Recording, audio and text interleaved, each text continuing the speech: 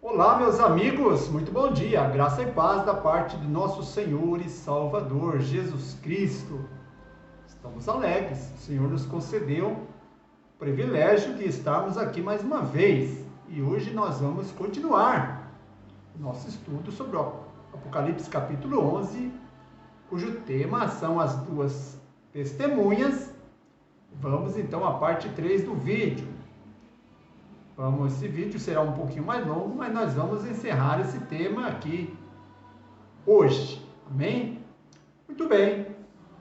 Você está no seu canal Pura Verdade, eu sou o Valdemir Bernasconi. Aos amigos do canal e os não inscritos, eu gostaria de pedir, por favor, que deixem o seu like aqui, compartilhe com seus amigos esse material. Quem não for inscrito, inscreva-se no canal. Deixe o seu comentário, a sua opinião sobre esse assunto, é muito importante. Enfim, colabore conosco, faça este canal crescer, porque o nosso objetivo aqui é estudar a Bíblia, a profecia, porque Deus deixou muito bem esclarecido na sua palavra o que nos reserva este mundo até que Jesus volte. Portanto, é muito importante que compartilhemos essa mensagem com o maior número de pessoas possíveis. Uma vez que tem muitas teorias que não tem nada a ver com a realidade e Satanás, inimigo das nossas almas, ele trabalha no intuito de desviar o foco, a mente das pessoas da verdade. Pois Jesus Cristo disse: examinai as Escrituras, pois cuidais ter nela a vida eterna e são elas que de mim testificam. Amém? Mas nós não vamos começar a estudar sem a nossa costumeira palavra de oração. Oremos ao Senhor dessa maneira. Pai amado e santo, o Senhor é bom, as suas misericórdias duram para sempre, ó Eterno. Abençoa aqueles amigos que estão conosco e que já são inscritos, aqueles que ainda o farão, que o Senhor possa abençoar todos. Que a tua graça, a tua paz, a tua misericórdia possa estar na vida de cada um. Que o Espírito da verdade possa se apossar de cada mente, de cada coração, para que conheçam a verdade. Obrigado, Senhor, porque nos dá o privilégio de te amar, de servir. Perdoa os nossos pecados, nossas falhas e cubra-nos com um montão das suas misericórdias. Porque, Senhor, nós te amamos, porque o Senhor nos amou primeiro. Em nome de Jesus agradecemos. Amém.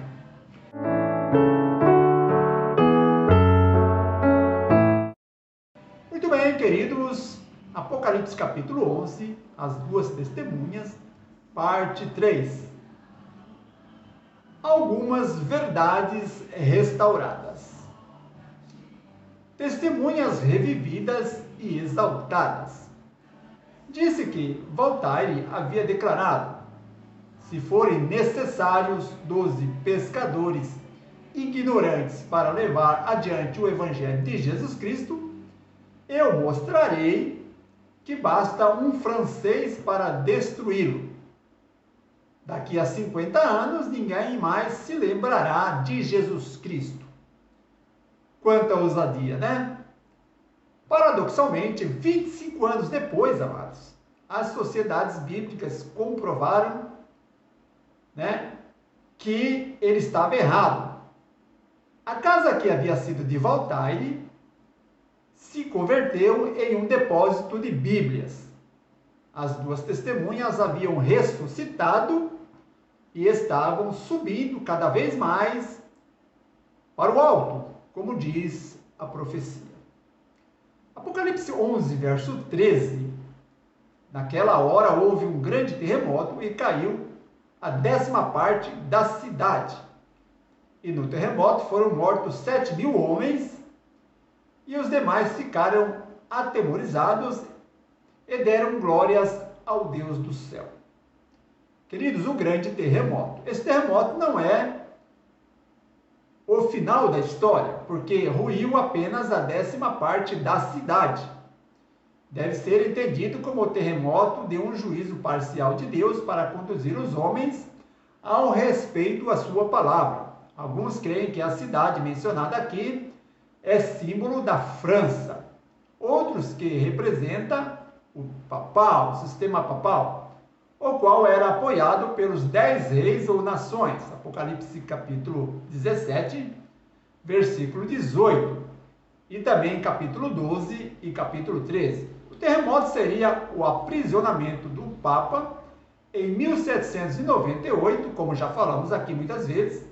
A França é um desses 10 reis e seria a 10ª parte que caiu por um curto tempo, que se levantou contra toda manifestação religiosa. As 7.000 pessoas que morreram poderiam ser bem entendidas como a realeza, que perdeu os seus títulos de nobreza e foram mortos.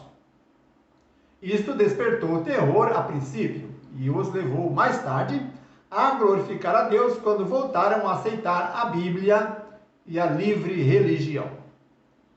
A 10ª parte da cidade, uma das 10 pontas ou divisões do Império Romano, neste caso, a França. Apocalipse 11, verso 15. E tocou o 7º anjo a sua trombeta e houve no céu grandes vozes que diziam: o reino do mundo passou a ser do nosso Senhor e do seu Cristo, e ele reinará pelos séculos e séculos sem fim. A 7ª trombeta faz referência ao fim do mundo.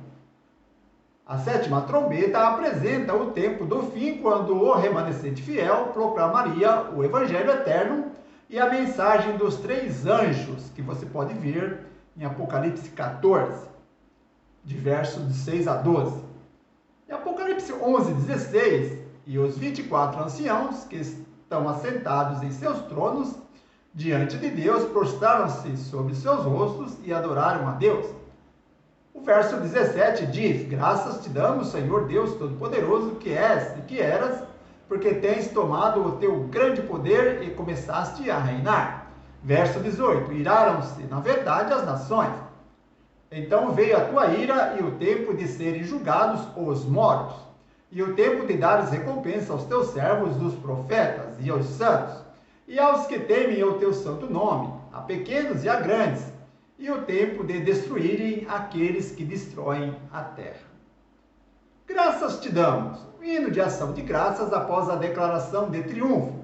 Os 24 anciãos entoam um hino de agradecimento a Deus pela vitória que ele alcançou sobre os poderes do mal. Apocalipse 11, verso 16 ao 18. A vitória da ira de Deus é um assunto importante no livro do Apocalipse. Podemos comparar também lendo o Apocalipse 6, verso 12 a 17, capítulo 14, verso 9 a 11, capítulo 17, verso 20, capítulo 15, verso 5 a 8, e também o capítulo 16, verso 17 ao 21. Amados, em suas orações, os anciãos fazem alusão ao julgamento dos que morreram. O texto se refere à recompensa da vida eterna para os justos e da pena de morte para os ímpios. Apocalipse 11, 19 diz: abriu-se no santuário de Deus que está no céu, e no seu santuário foi vista a arca do seu pacto. Houve relâmpagos, vozes e trovões, e terremoto, e grande saraivada. Abriu-se o santuário. As palavras de São João, no sentido de que abriu-se o santuário de Deus, que se acha no céu, e foi vista a arca da aliança no seu santuário, descrevem o lugar santíssimo, pois era ali que a arca ficava. Foi ali que Jesus entrou ao se cumprirem as 2.300 tardes e manhãs, ou 2.300 dias proféticos, em 1844, o que nos permite entender que a partir dessa época entramos no período da 7ª trombeta, quando Cristo sair do lugar santíssimo e terão terminado o juízo de investigação, sua obra mediadora e o tempo da graça, e terão lugar as bodas do Cordeiro. Abriu-se o santuário. Graças a Deus, Cristo hoje está intercedendo pelo teu povo, mas essa obra está muito próximo de terminar, ok? E isso será o fechamento da porta da graça. O começo do julgamento que precede o segundo advento, a arca do concerto de Deus está no Santo dos Santos. o lugar santíssimo, que é o segundo compartimento do santuário. Não esqueça que quando Deus mandou Moisés construir o santuário, Moisés tinha que tomar como base o santuário verdadeiro, que Deus mostrou para ele, e Deus advertiu: faça conforme você está vendo, em todos os detalhes, né? No ministério do tabernáculo terrestre se servia como exemplar sombra de coisas celestiais. Esse compartimento se abria somente no grande dia da expiação, para a purificação do santuário. Portanto, o único de que o templo de Deus se abriria no céu, e de que fora vista a arca do seu concerto, indica a abertura do lugar santíssimo lá no santuário celestial, em 1844, ao entrar Cristo ali para efetuar a obra finalizadora da sua expiação. Os que pela fé seguiram seu sumo sacerdote, ao iniciar ele o ministério de seu lugar santíssimo, contemplaram a arca do seu concerto. Como haviam estudado o assunto do santuário, chegaram a compreender a mudança operada no ministério do Salvador e viram que ele agora oficiava diante da arca de Deus, pleiteando com seu próprio sangue em favor dos pecadores.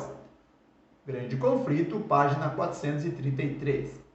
A Arca da Aliança. A lei de Deus contida na Arca da Aliança Celestial é o padrão do juízo final. Em que outra ocasião será aberto o templo de Deus no céu e revelado o conteúdo da arca? Imediatamente antes da volta de Jesus. Quando for aberto o templo de Deus no céu, que ocasião triunfante será para a todos os que têm sido fiéis e sinceros. No templo será vista a arca do concerto, que foram colocadas as 2 tábuas de pedra, nas quais está escrita a lei de Deus. Essas tábuas de pedra serão tiradas de seu esconderijo, e nelas serão vistos os 10 mandamentos gravados pelo próprio dedo de Deus. Essas tábuas de pedra, que agora se encontram na arca do concerto, serão convincentes testemunho da verdade e dos reclamos obrigatórios da lei de Deus. Comentário Adventista do Sétimo Dia, volume 7, página 972, e o Grande Conflito, página 645. Tempo. Conforme foi predito nas Escrituras, o ministério de Cristo no santuário começou com a terminação dos dias proféticos em 1844. A este tempo se aplicam as palavras do revelador. Abriu-se então o santuário de Deus, que se achava no céu, e foi vista a arca da aliança no seu santuário. Apocalipse 11, verso 19. A arca da aliança de Deus está no segundo compartimento do santuário.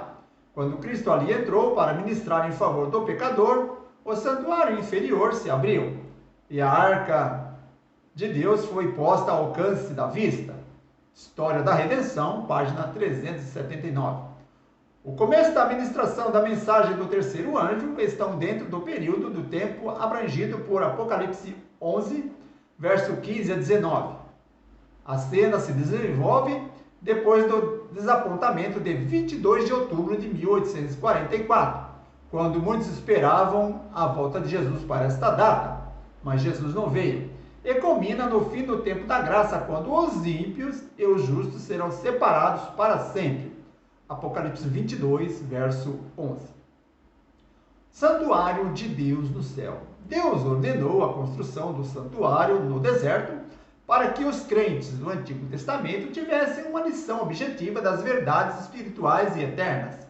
Os sacrifícios feitos e presenciados pelo povo eram dramáticos, audiovisuais destinados a mostrar pateticamente a gravidade do pecado. Assim, com o preço do resgate que seria pago por nosso Senhor, e imensidade de sua graça e os diversos aspectos do juízo divino, e a erradicação final do pecado deste mundo e do universo. O tabernáculo do deserto foi substituído pelo templo de Salomão, e este pelo templo de Zorobabel, que por sua vez foi substituído pelo santuário ou templo de Herodes. Portanto, no ano 70 se cumpriu a profecia de Jesus de que não ficaria pedra sobre pedra desse templo. São Mateus 24, verso 2. Embora a Santa Bíblia diga que Deus deseja morar em nós, templos vivos, 1 Coríntios 3, 16 e 17, o Apocalipse fala do templo real, do qual o terreal é só uma figura ou ilustração.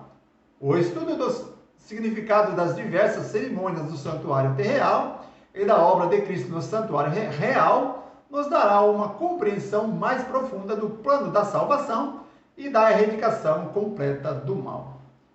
Existem, amados, outras referências no Apocalipse, além de Apocalipse 11, 19, ao santuário de Deus que está no céu, por exemplo, Apocalipse 7, 15 e 14, de 15 a 17. São João descreve alguns móveis que viu nele, tais como o altar, a arca da aliança e o incensário. Apocalipse 8, verso 3 e capítulo 11, verso 19.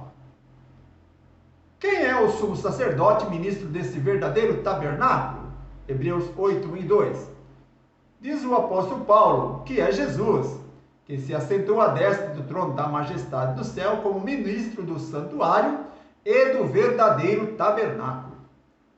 Os sacerdotes do Antigo Testamento eram uma sombra ou uma ilustração do sacerdócio que cumpriria nosso Senhor Jesus Cristo no santuário celestial. Ora, aqueles que são feitos sacerdotes em maior número, porque são impedidos pela morte de continuar. No entanto, Jesus, porque continua para sempre, tem o seu sacerdócio imutável. Hebreus 7, 23 e 24.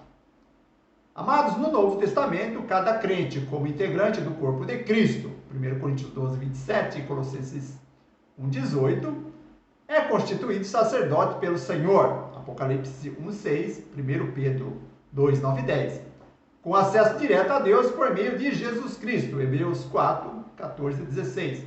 O único sacerdote que temos no Novo Testamento é o Senhor Jesus, Hebreus 3, 1 e 7, 24 a 27. Os serviços do santuário revelam em símbolo o grande amor de Deus e seu povo para salvar-nos, pois ele nos ama por demais, nos ama muito. Efésios 3,18 nos fala da largura, do comprimento, da altura e da profundidade do amor de Deus. Muitos de nós acreditamos saber algo do que é o amor de Deus, mas nos séculos vindouros reconheceremos que compreenderemos ou que compreendíamos muito pouco. Diz Moody: Colombo descobriu a América, mas o que sabia ele de seus grandes lagos, rios, bosques e vales? Ele morreu sem conhecer tudo o que havia descoberto. Assim também muitos de nós descobriremos o amor de Deus, mas ele tem altura, largura, profundidade que não conhecemos. Esse amor é um imenso oceano e é necessário submergir nele para que conheçamos um pouco do que esse amor representa. Em seu livro Cristo no Santuário, o Dr. Salim Japas mostra 6 passos fundamentais da salvação que aparecem nítidos na simbologia do santuário. Primeiro, a porta do átrio é reconhecida a necessidade de salvação. Isaías 64, verso 6. No altar do holocausto é imputada a justiça de Cristo, o Cordeiro de Deus. São João capítulo 1, verso 29, imolado por nós. No lavatório, a pureza da justiça de Cristo é comunicada no processo de santificação. Hebreus 12, versos 6 a 11. No altar de incenso, Jesus vive sempre para interceder pelo seu povo. Hebreus 7, 24 e 25. No candelabro de ouro, o Espírito Santo testifica por Cristo em favor da sua igreja. São Mateus 5, versos 14 a 16. Na arca do concerto estão a justiça e a misericórdia de Cristo. Apocalipse 22, verso 3 e 4. A todo instante, Cristo intercede por nós no santuário celestial, cancelando a dívida dos pecados pelos quais nos arrependemos. Tendo-o aceitado como nosso Senhor e Salvador e mediador, ele pode fazê-lo com eficácia, pois pagou pelo nosso resgate com o seu próprio sangue. Por que foi combatida a mensagem, então, do santuário? Porque muitos não creem nisso. Muitos e tenazes foram os esforços feitos para subverter-lhes a fé. Ninguém podia deixar de ver que, se o santuário terrestre era uma figura do modelo celestial. A lei depositada na arca na terra era uma transcrição exata da lei na arca que está no céu, e que a aceitação da verdade concernente ao santuário celeste incluía o reconhecimento dos requisitos da lei de Deus e da obrigatoriedade do sábado do quarto mandamento. Aí está o segredo da oposição atroz e decidida à exposição harmoniosa das Escrituras, o Velho e o Novo Testamento, que revelam o ministério de Cristo no santuário celestial. Grande Conflito, página 435. Amados, as duas testemunhas quase foram eliminadas, mas ressurgiram com toda a força para que muitas verdades fossem restauradas. Entre elas, a verdade sobre o santo sábado do quarto mandamento e a mortalidade da alma. Então é isso, amado, que Deus abençoe a sua vida. Que o Espírito Santo possa ter livre acesso ao seu coração para comunicar-lhe essas verdades. Se você gostou desse conteúdo, por favor, não fique só para você. Deixe o seu like, compartilhe com os seus amigos. Também ative o sininho para notificação, para estar recebendo novos vídeos. E inscreva-se no canal e deixe o seu comentário. Muito importante sabermos a sua opinião sobre este assunto. Que o amor de Deus, a graça de Jesus e a comunhão do Espírito Santo esteja com você hoje e sempre. Amém. Amém.